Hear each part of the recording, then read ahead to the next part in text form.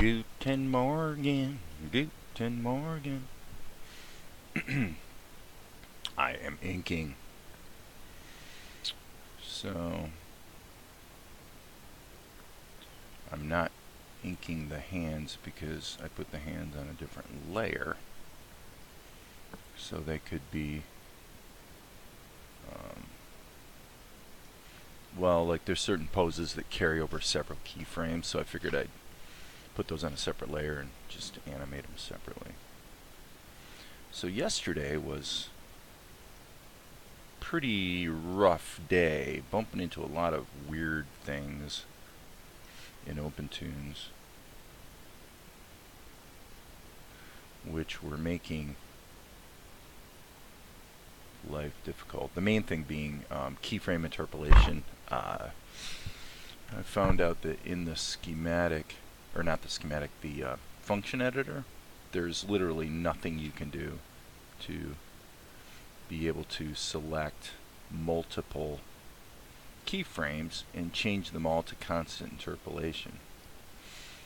And so that turned into a bit of a rant, and I figured, I'm not even going to post that on YouTube. It's too negative.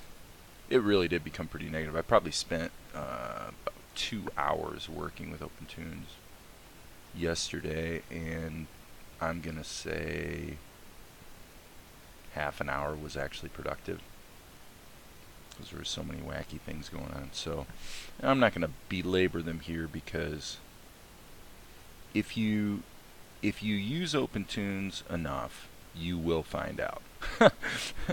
You will definitely find out. And if you don't find out, it's because you really don't use it enough to bump into the kinds of issues I'm talking about, and which is great. If you can avoid it, that's probably a good thing.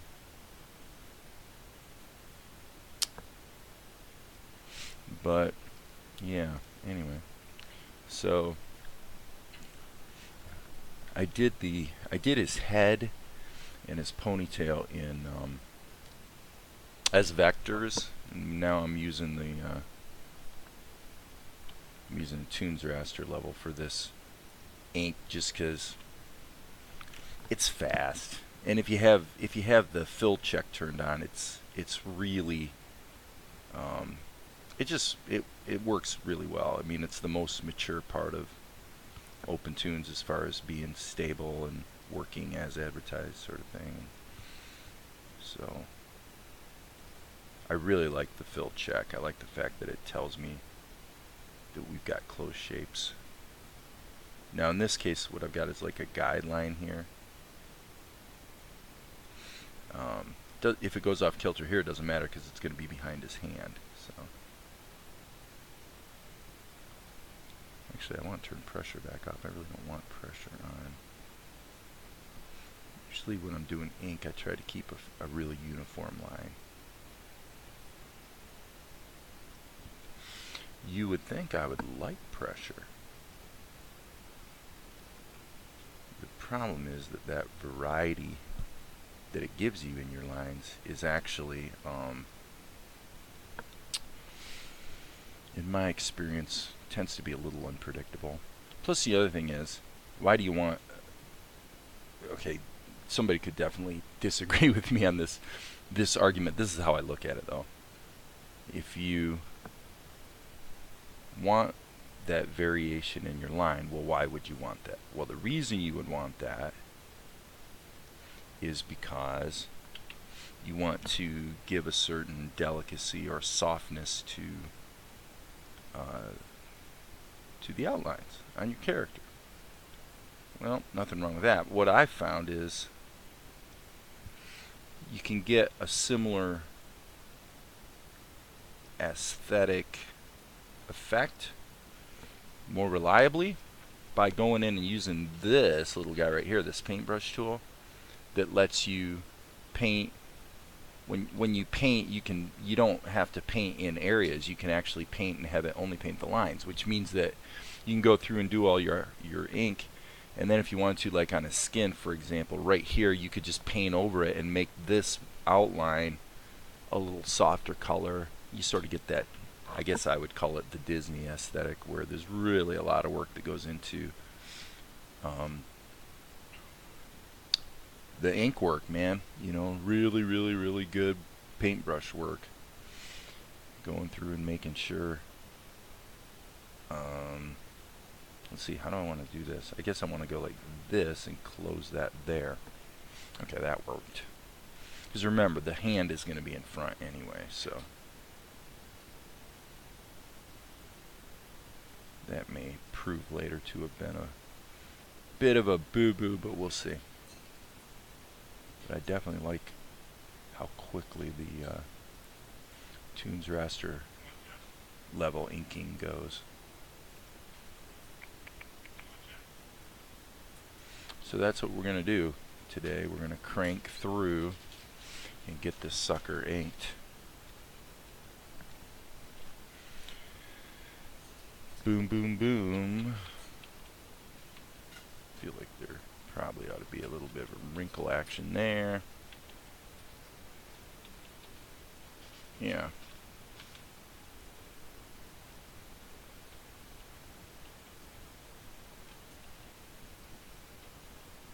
I'm debating whether to have breakfast. Part of me is thinking, skip breakfast today. Haven't yet decided. Fortunately, I don't have to decide, right? It's my life. My life. If I want to eat breakfast, I'll eat breakfast. If I don't want to, by golly, I won't do it. Nobody's going to tell me any different. Not even the cops. Valerie's been watching tons of videos of like auditors who are taking video of local post offices and things like that, and of course the police, yeah, public land, she's saying, and then of course the police come along and ask for your ID. Basically, it's a little problematic because in our country, which if you're not in the United States, this is the United States, you probably knew that, but in our country we are going through some growing pains right now when it comes to law enforcement. You could romanticize it and say that maybe there was a time when we could really trust the police, when they were really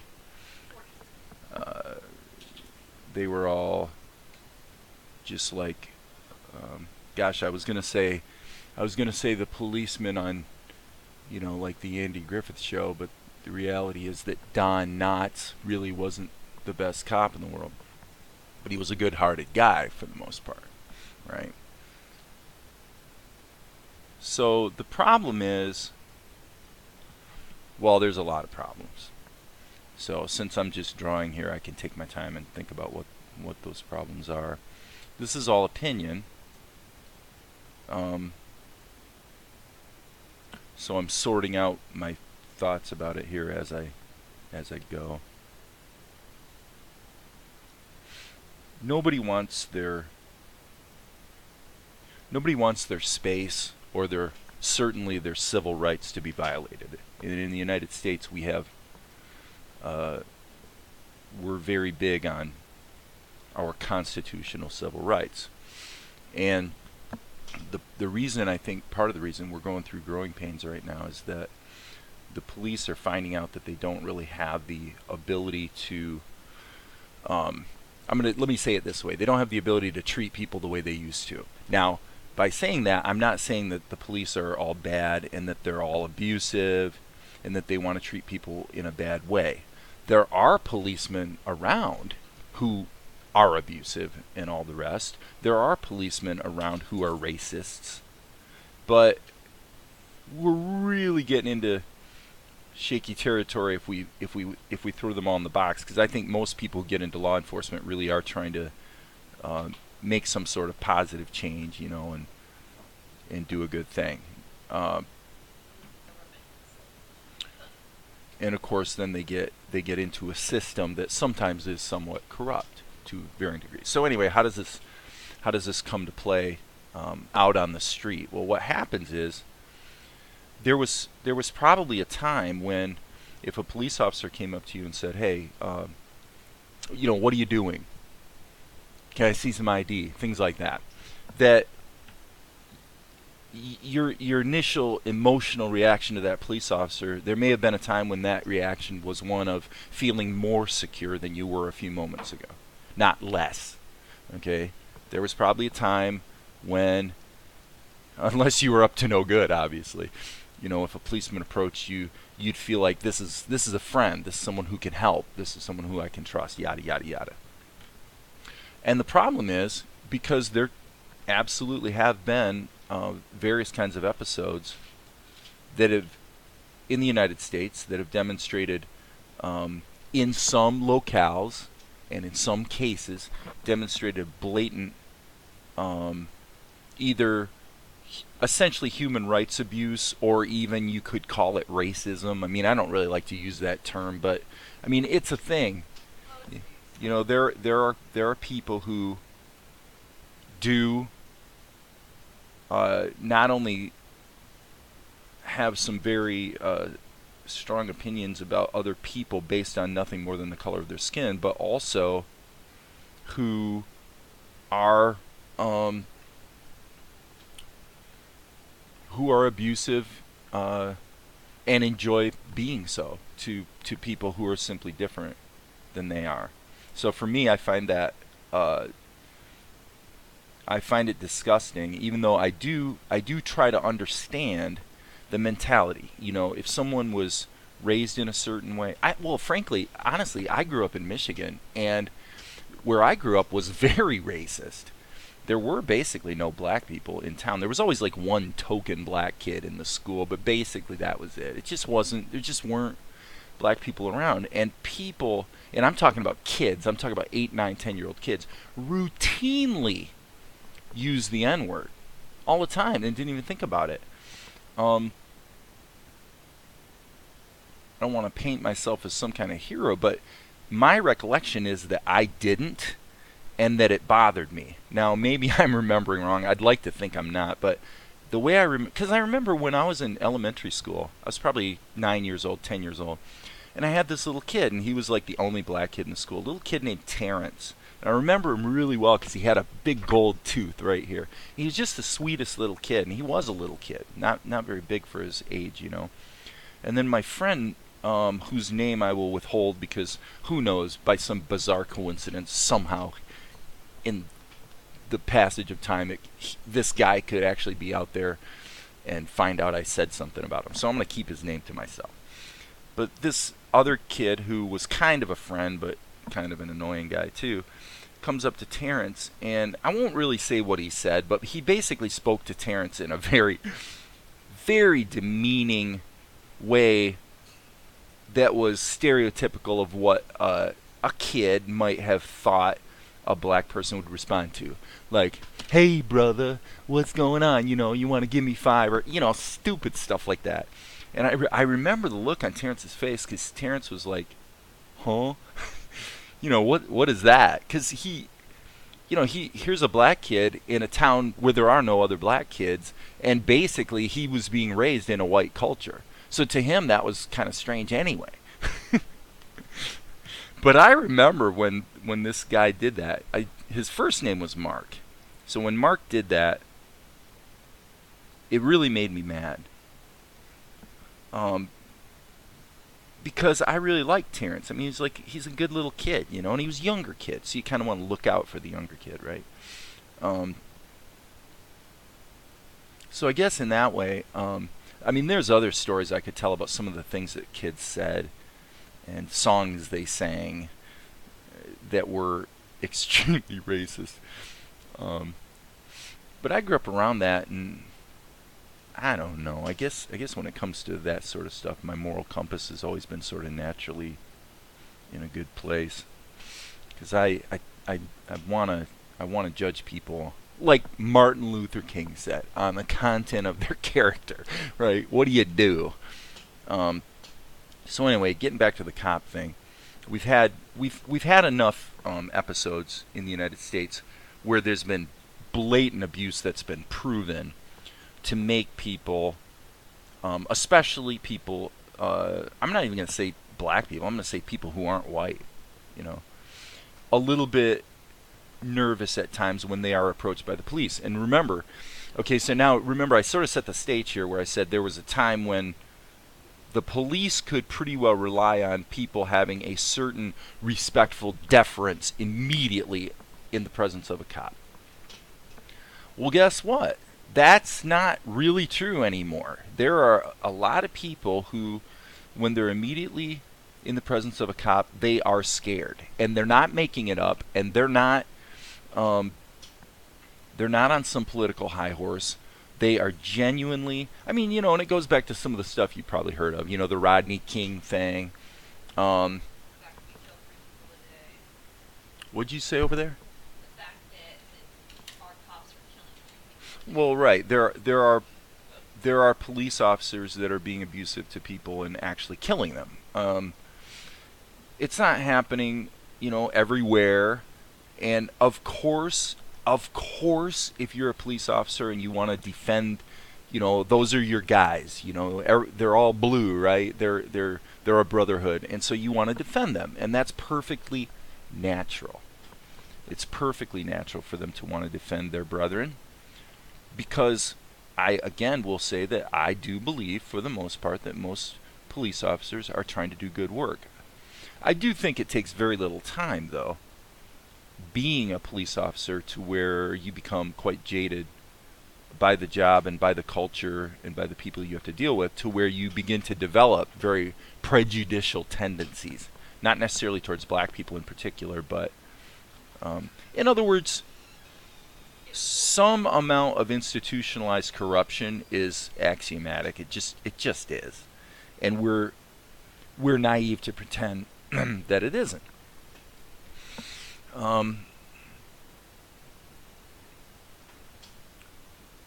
so the danger we get into, and especially this is why I don't watch news television. I don't watch Fox News. I don't watch CNN. Very, very little, a little bit. And when I do, I try to get both sides.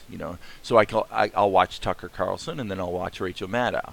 I tend to agree with Rachel more, but every once in a while, as much as I have to say, I probably would have a difficult time liking Tucker Carlson. If we're sitting in the same room trying to have a conversation, I think it would be tough.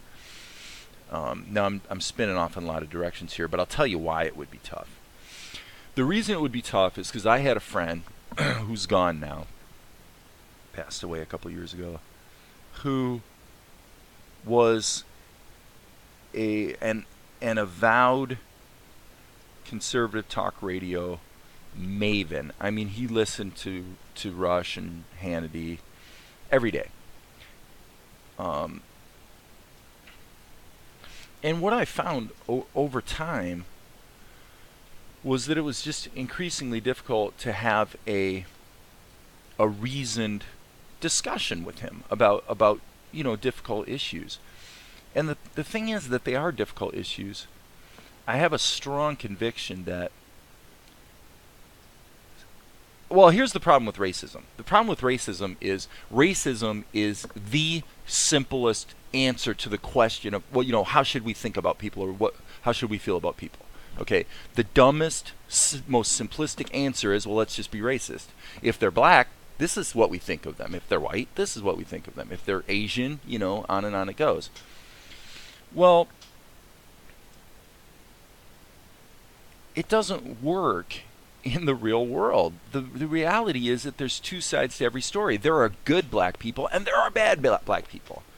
There are white people who are purebred, and there are white people who are criminals. So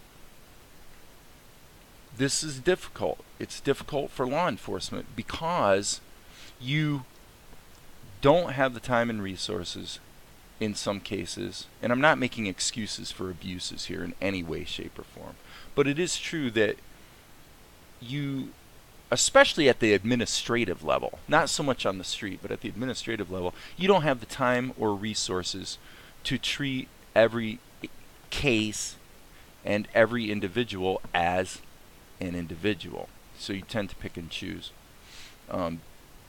As I'm talking about this, there's a lot of different directions that this discussion could go. My brain's starting to spin in a lot of different directions about it, because everything you say, and I guess this is one of the reasons why I'm talking about it, is that the problem we have today, especially in the court of public opinion, or the public, let's say, the socio-cultural conversation. The problem that we have is anything that you say as a matter of opinion, there is always a completely true and probably fairly reasonable counterpoint to that opinion or argument. I believe that very strongly. So I have absolutely no problem with someone disagreeing with me or showing me why I'm wrong. In fact, it's kind of the opposite, actually. I want to know why I'm wrong. If you've got data that shows me that my ideas are screwy, then please show me the data. I look at it as grokking life. I want to get life right. I want to think the right way. And for the most part, we just need to be guided by the data. Okay, so this is what I was saying. Let me finish my point about my friend. I'll make it brief. There's a lot more I could say, but I'll make it brief. I'll say that the problem with this friend was that he didn't really think through issues himself or do his research very well at all. He just quoted what he heard on the radio. And so, because some of the things, not all, okay, not everything Sean Hannity says is mean and abusive, but some of it is. Especially when it's about key public figures that he happens to have contempt for or whatever. Now, he has a right to have contempt for, say Hillary Clinton. That's his prerogative. I have no problem with him hating Hillary Clinton or wanting her to be in prison or any of the rest. That's his opinion. But then when you have people that listen to him and don't really think for themselves and just go around quoting it, and they expect, this is the key, people who do that expect you as their friend or the person listening to them, they expect you to respond to them the way that they respond to the radio. Well, Sean Hannity has an audience that can't talk back. That's not a bad thing. It's just a thing. And so when my friend listens to it, for him to turn around and tell me, quote some opinion that I may find egregious, to quote that to me and expect me to just listen and just soak it up and, oh, really? Oh, yeah. Well, I'm not going to. It's not that he's wrong about this or that, because he could be wrong. He could be right. But because I also, as I just said, I strongly have the conviction. I use the word conviction thoughtfully. It is a conviction. I don't care what the issue is. There is always another side to the story. There is always certainly an equally legitimate and often an equally true opposite point of view. That's what makes life difficult. Now, if I was going to say in this video as I'm doing my animation stuff, if there's a political commentary that I were going to make in that regard, it would probably be this. The fact that there's always another point of view, there's always a legitimate counterpoint that deserves respect. That means that to have an extremely, let's say, partisan, or you kind of could use the word racist in the sense that it's a very narrow, simplistic way of looking at a group of people. Got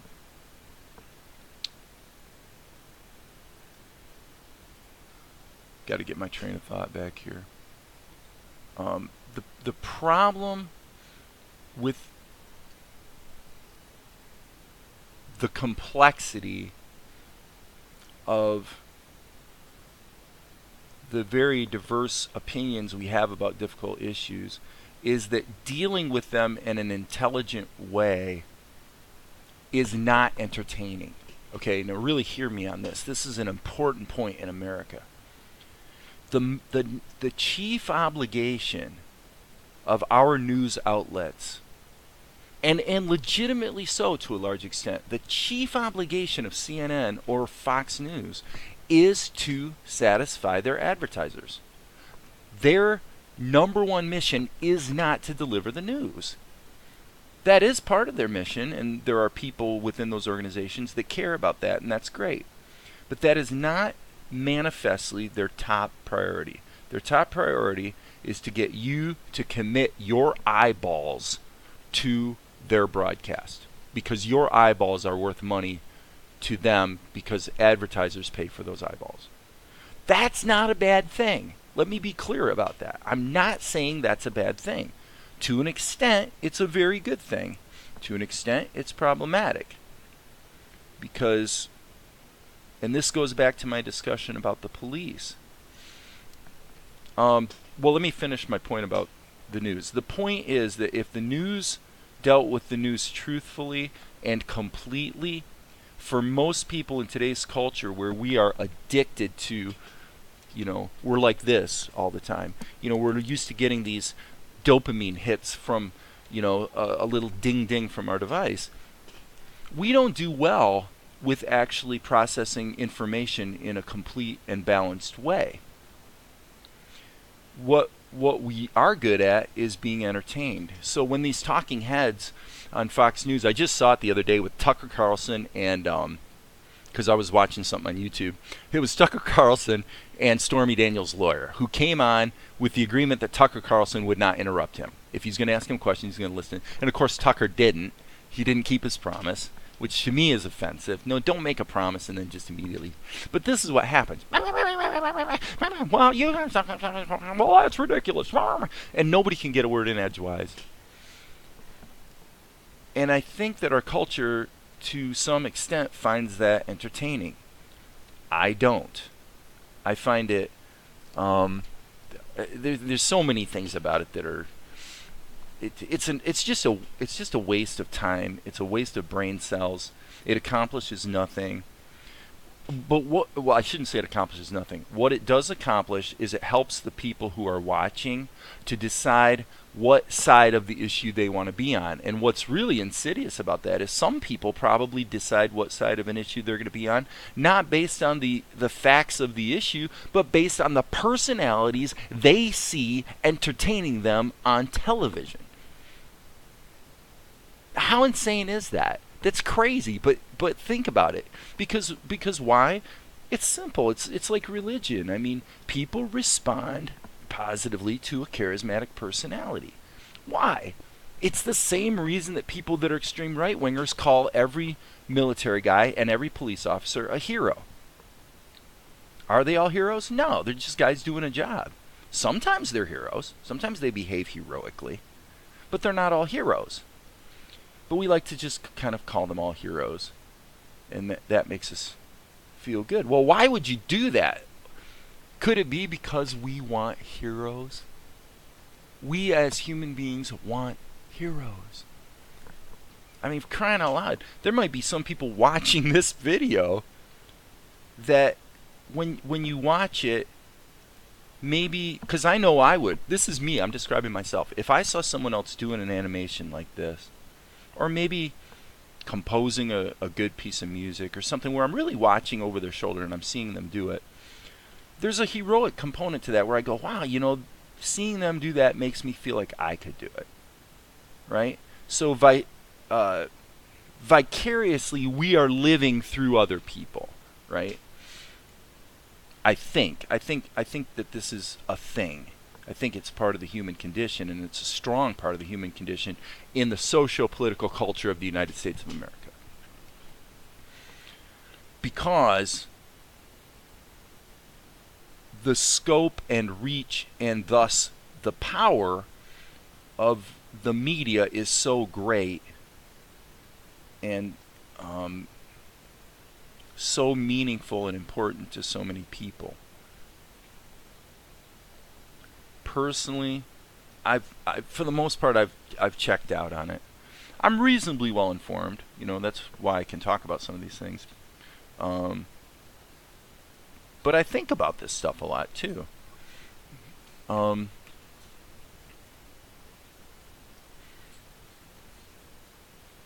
getting back to the cops, what's happening is the police are coming up to people and, you know, what are you doing? And then the person will answer, I'm shooting video of the post office, which the Supreme Court has upheld that they have the constitutional right to do so. If they're in a public place, they can shoot video. And some of you watching this may have a hard time believing this, but I'm pretty sure this is true. There are still a lot of police officers in the United States of America who do not know that that is a constitutionally Supreme Court upheld right. So now you got a police officer that is acting towards a person in a manner that may be inconsistent with that person's federally protected constitutional rights. And the cop doesn't even know it. So I'm a guy who likes to give people the benefit of the doubt. So if the cop gets a little abusive or kind of stupid in terms of, you know, he doesn't know the law, I'm going to assume that that's all it is. He doesn't know the law. To an extent, that's not his fault because they need to train these guys and they need to keep up on stuff, right? That may be a very naively gracious way of looking at it, frankly. I think probably some people would think it is.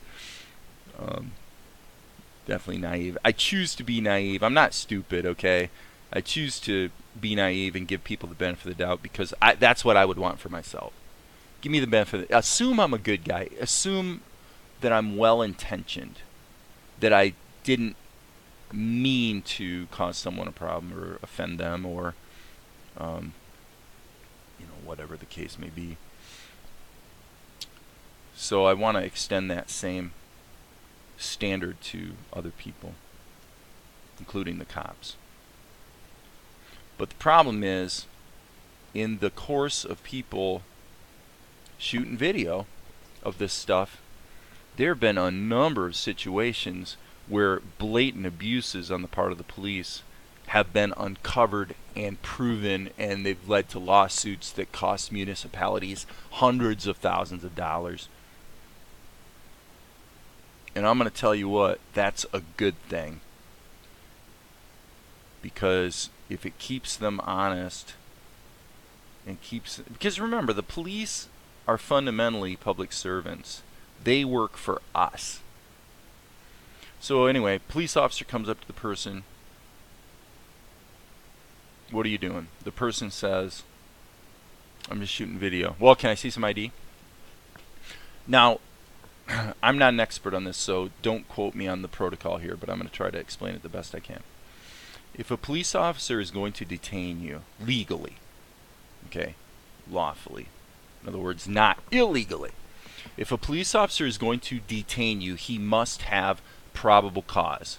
And that's a legal term that has a specific definition that constrains the police officer in terms of what he can do. Okay? If the police officer does not have probable cause, then he has no legal right to detain you. You're a citizen, you have rights. You do not have to show him your identification. There's no legal mandate that you show a policeman your identification. Most people don't know that, so they just pull out the ID and show it to the police. And generally that's fine. There's no harm done. The problem we're running into a little bit is that it's a bit of a loop where the police are sometimes going in the wrong order. So in other words, what happens is if you know your rights and you say to the police officer, well, am I being detained?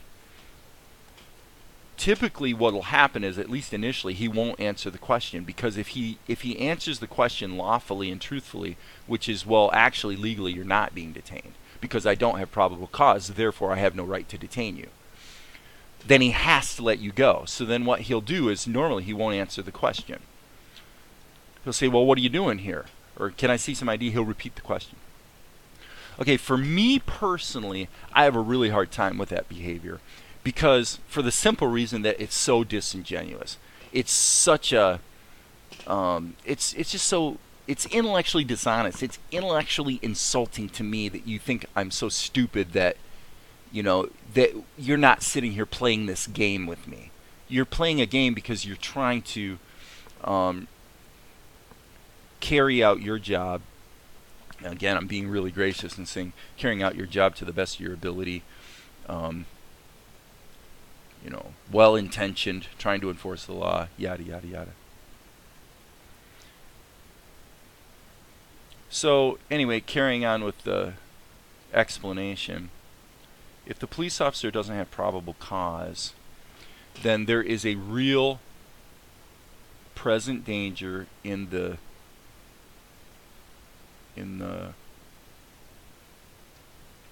how do I want to put this? There's a real danger of ego becoming a thing in those encounters. There is because police, they're just people. They're just usually guys, sometimes they're girls, but they're just people. They're not, their character isn't heroic. Again, I tell you, I'm going to keep dovetailing in a lot of different directions, because as I talk about this, it makes me think about politics. It makes me think about the fact that we put our politicians up on a pedestal. It's like we want our presidential candidates to be bigger than life. You know what? They're not bigger than life. They're just a guy. It's like the Warren Harding effect. The reason Warren Harding ever became president and ever became a candidate was because he was tall and good looking. I mean, that's a historically documented fact. That's literally why he was introduced as a candidate. And the Warren G. Harding effect is really, really problematic, because there's absolutely no correlation between what a person looks like and how competent they are to do a job, or what kind of character they have. There's no correlation. Zero. But man, we like to elect good-looking people. Now, that doesn't mean Donald Trump is good-looking, okay? Don't start flaming me on that one. But my point was that in this matter of dealing with the police, if you assert your rights and say, well, am I being detained? And the police officer cannot legally tell you you're being detained if you're not. So now what he's doing is he's looking for a reason to have probable cause. So there was some suspicion, but suspicion isn't a legal reason to detain or arrest someone. Suspicious activity, whatever you want to call it. So now the policeman has a bit of a problem, because he doesn't have any basis on which to either detain or arrest you. Yet, he's a little worried. He wants to do his job. He's concerned because you're out there shooting video, ostensibly, let's just say it, ostensibly because you might be a terrorist. Yep, you might be a terrorist. Now, the whole discussion of how we look at the term terrorism and how our culture has changed in the wake of 9/11, 17 years ago, that's a whole nother discussion. I'll sum it up this way. 3,000 people died that day. At least 250,000 people have died in the Middle East since then, as a direct result of our military activities. So, are we safer now? And this comes back to the police discussion. Are we safer if we have police who know that they can't legally detain us, so they basically do a bunch of double talk in order to fish for some sort of legally defensible probable cause? Mainly, in some cases, not all, but in some cases, literally for this reason, because their ego got bruised when you asserted your constitutional rights. Let's just cut to the chase and say what it is. There are a lot of situations today where the policeman's ego gets bruised because you asserted your constitutional rights, and he doesn't like it. And so now you've got this little human exchange between you and the police officer where he's decided he's gonna win. That is a really, really toxic and dangerous dynamic. But it's real, and it's happening a lot in the United States of America. And in some cases, people are being badly abused and even killed. Honestly, I actually think that that's why. It's because of this Some of it's money and power driving it, but an amazing amount of it, I believe, is actually just ego. And it's so sad to me because what these people who fall into that trap don't realize is that if you really want to, I mean, what do we really want, right? We want to be happy. Okay, we want to be happy in life. One of the best things you can do to become a happy person is let go of your ego. Think the best about people. Even when you know you're probably wrong, it's still less poisonous to you to choose to, yeah, we'll give people the benefit of the doubt. Who cares? Which dovetails you into this question. What is the plethora of circumstances that people get into on a daily basis that would lead them to feel like they need to defend their ego? Why? What do you gain? If you have a confrontation, what if you have a confrontation and you win? So what? What has that done for you? You feel good about yourself? You feel good about, So again, I may be naive. There may be people out there who are genuinely, right down to the core, they're actually racists.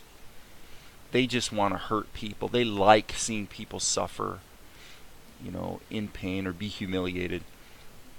I'm sure that there's people like that.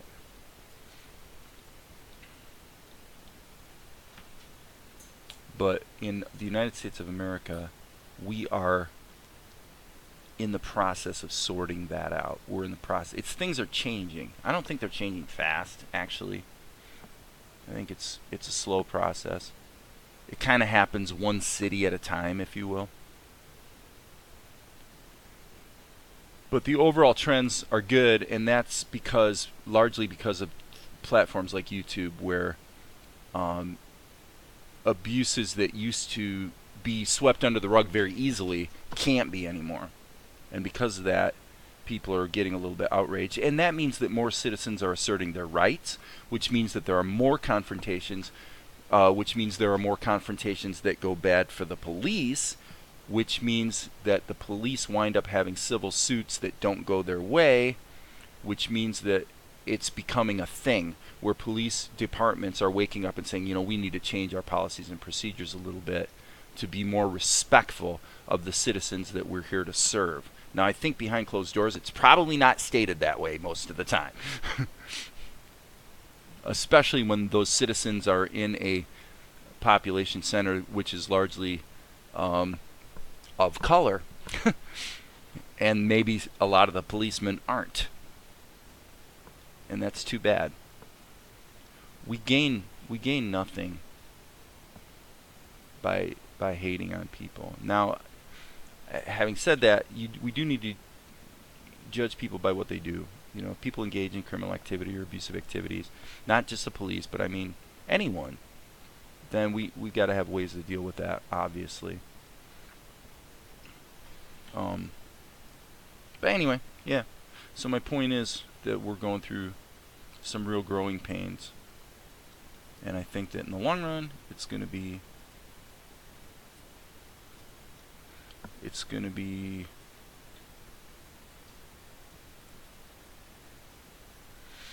better for the citizens. That we will in fact be safer.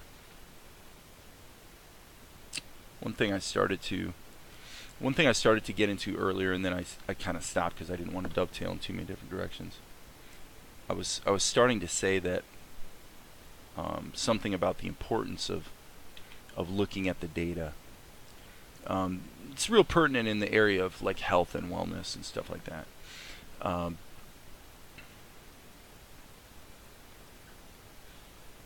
One example would be one really simple example would be the United States of America in terms of healthcare costs and outcomes. Now, if you're not from the United States of America, you probably already know the answer to this question. But the interesting thing is that if you ask the average American would say that we probably have one of the best healthcare systems in the world. Yeah, it's expensive. Yeah, it's got some problems, but basically it's one of the top. Okay, so now the question becomes, well, how do you measure that? Is that based on, what's that based on? I'm saying based on outcomes and costs. What does it cost to get medical care, and how do the people get well? Well, a lot of Americans don't know, and this is not America bashing. This is just quoting the data. What's the data say? The data says we're number 37. And that number may have changed in the last couple of years, because I think that number is a few years old, but basically 37. I think we're behind Cuba, okay, in terms of medical care costs versus outcomes. Now let me provide some little sanity check here on that particular point. When it comes to trauma, you break your arm, you get in a car accident, we are very good. We're actually quite excellent at dealing with trauma and acute maladies of various kinds. Where we suck to high heaven is in the area of chronic disease. And so obviously the big ones being heart disease, diabetes, and cancer. Obviously everybody pretty much knows that.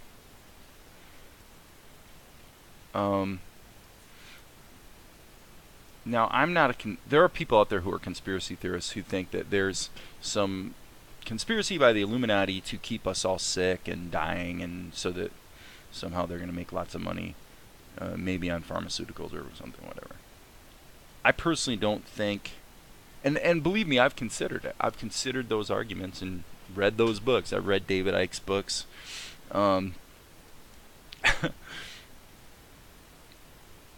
And it's interesting. I think David Icke and I could have a very interesting conversation and have fun, drinking a pint together. But at the end of the day, I don't think that I'm not saying that secret societies and all that aren't a thing. They may be. But in terms of the course of history, I don't think the ideology of secret societies, the hidden hand, I don't think the ideology is the driver. I think the driver is simply greed and money. If you want to understand something in culture that seems to be a little off or maybe unjust, just ask yourself, just follow the money. Who's making money? What are they doing, and how are they making money? And usually that reveals the answer. You want to understand why things go the way they go and how they work? Follow the money. It's the shortest, simplest explanation. It's usually, in my view, the most accurate one. And so, closely aligned with money, though, you want to lump these two together, especially getting back to talking about, say, the police. Not just money, it's money and power. Money and power kind of go together as a driver of socio-cultural phenomena. Okay. So, because to some extent money is sort of really just a proxy for power of various kinds. If you want to say that your sense of security is a form of power, then it definitely holds true. So I think the great driver is money, and that's why it can change. Because when the balance of financial incentives changes, a lot of times you'll see things change really quickly. And the reason they change is because the actors involved in the issue realize that in terms of their financial well-being, maybe the party's over and they need to change their strategy if they want to keep on making money.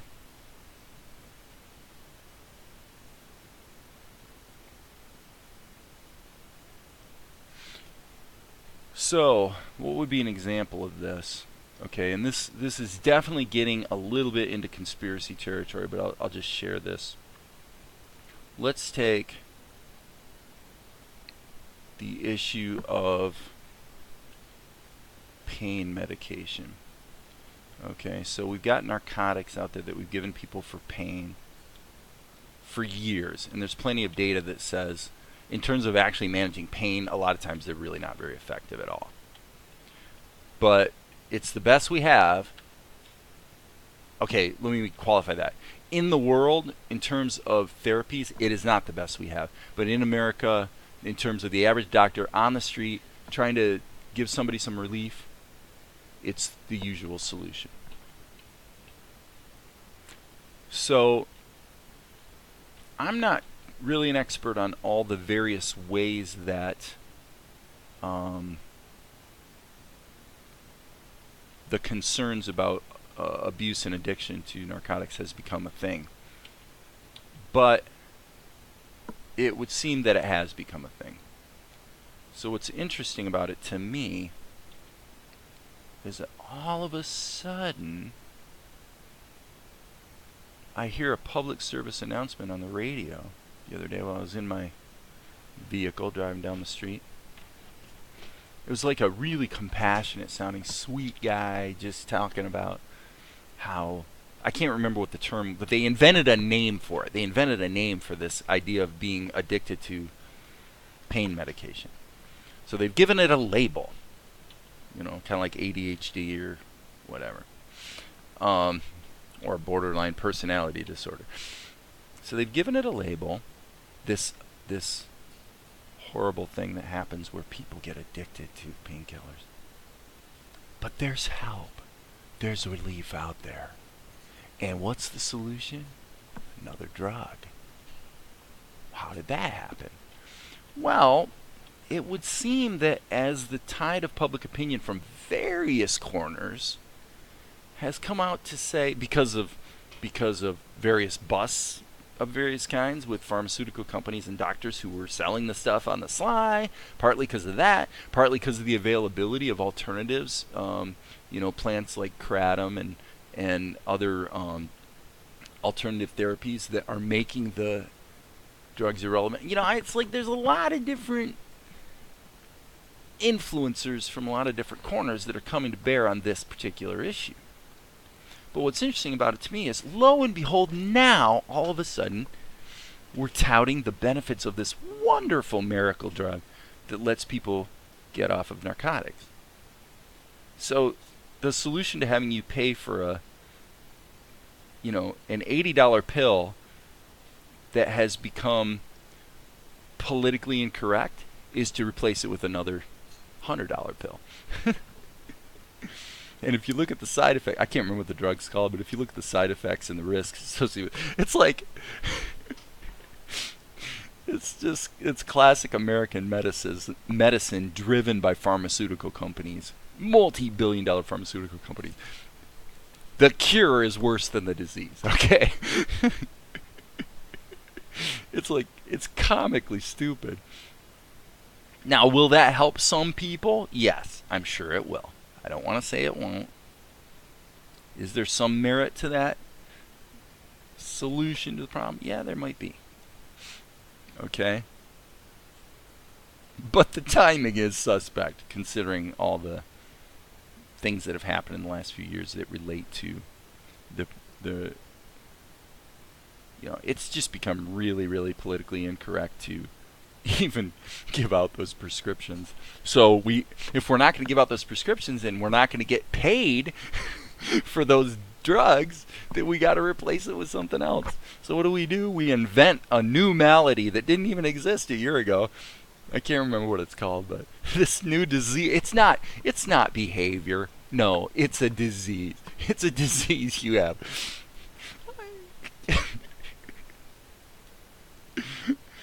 Why am I laughing about that? The reason I'm laughing is because the solution is always another drug. That's why I'm laughing. That's what's so stupid about it. The solution to everything is a drug. Take a pill. It's insane. I mean, allopathic medicine in America especially is all about drugs. Now, are the drugs that are good? Yeah. Penicillin was a good thing. It's kind of gone a little bit too far for sure. Hence resistance of various kinds. But no, there's wonderful healthcare solutions that have come along as a result of pharmacology. No question about it. It's very important. So then the question becomes, well, then what's the problem, Dave? Well, the problem is let me relate it back to the police.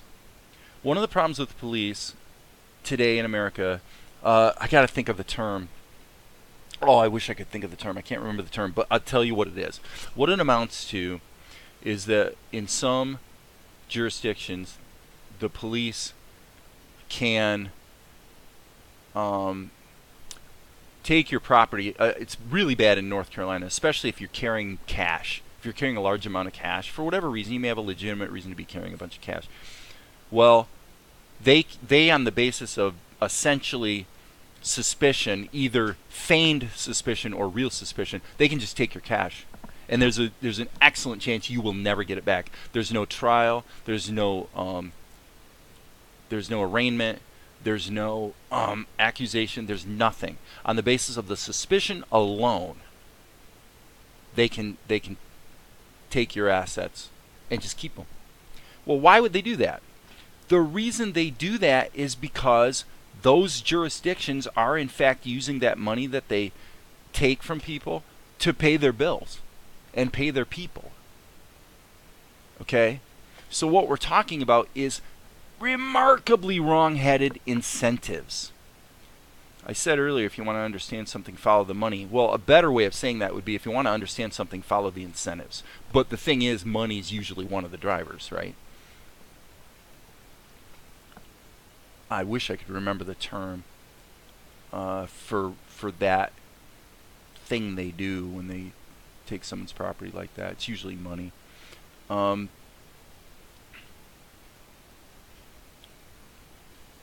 So my point in sharing that is that once you introduced wrong-headed incentives, you can. It doesn't even take a 4-year-old to say the police are not going to do the right thing.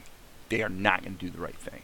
If their job and their revenue is dependent on them stealing people's money, then they are going to steal people's money. End of story. It's human nature. The incentives always inform the behavior. If you want to understand that a little better, you might read books by Malcolm Gladwell, or even books like Freakonomics. Freakonomics is pretty useful in that regard. But it's important to understand how incentives influence people's behavior. So, what was I talking about before? Pharmacology. So, what I was getting at is that what changes is when the pharmaceutical company is literally making billions of dollars because of that drug. When all of a sudden, they're a public company, they've got stockholders to answer to, and they are making money literally just hand over fist. Billions of dollars. On OxyContin alone, they're making billions of dollars. Just that one drug. Not 20 drugs, one. Purdue makes a lot of money on OxyContin. So obviously we have to paint the picture that it's a wonderful thing, and it's oh so good, and it's so helpful, and we love the fact that it's oh so expensive. Well,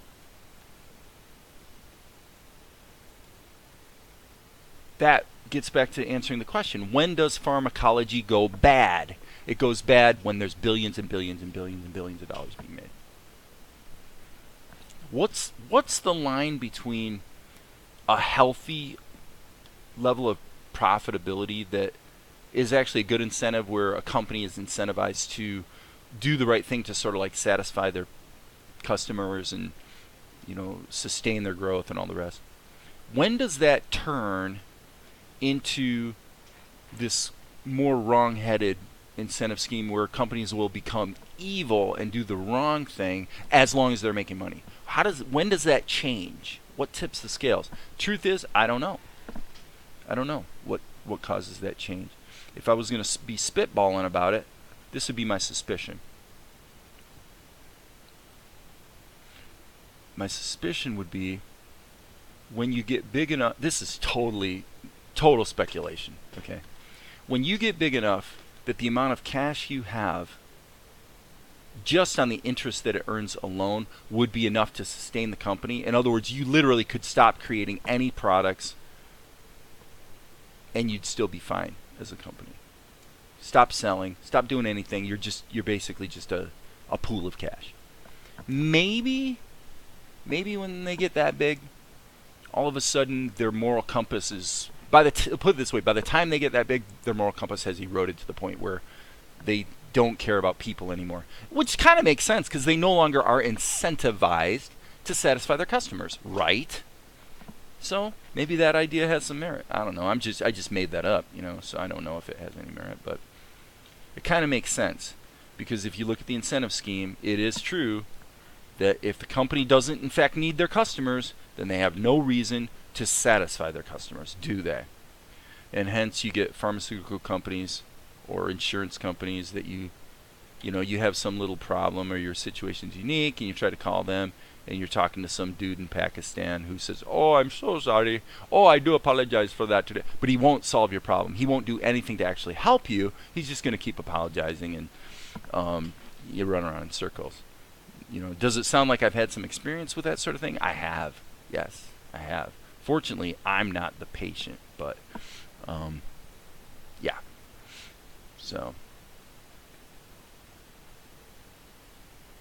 So what happens when you get that big is, of course, you're going to actually spend millions of dollars a year to get messages out there in the public space that convey that you really care about people.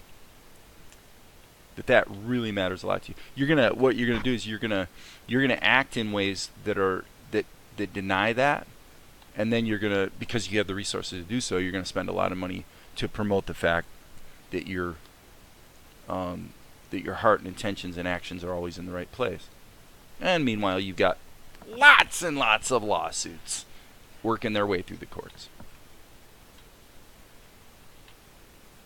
So yeah, there is kind of a problem with companies getting too big, I think, just because they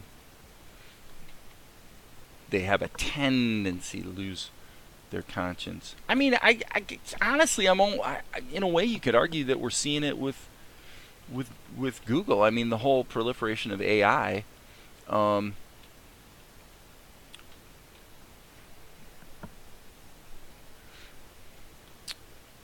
I'm probably getting into shaky territory here. What I'll say is that it's a lot like the cop thing, in that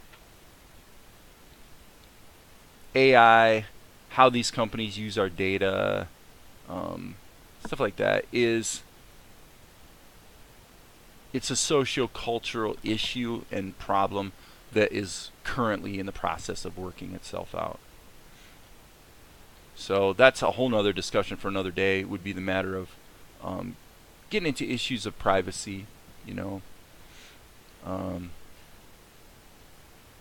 It's definitely a thing nowadays. So anyway, it's been fun talking about these things. I think it looks like my inking is done. Took an hour. That's not too bad. And now I'm going to have to tighten up the hands. Okay. Which I guess are over here. So I'm going to have to get the hands in shape, and then we'll be able to ink it and get her done. So anyway, that's it for today, and more next time.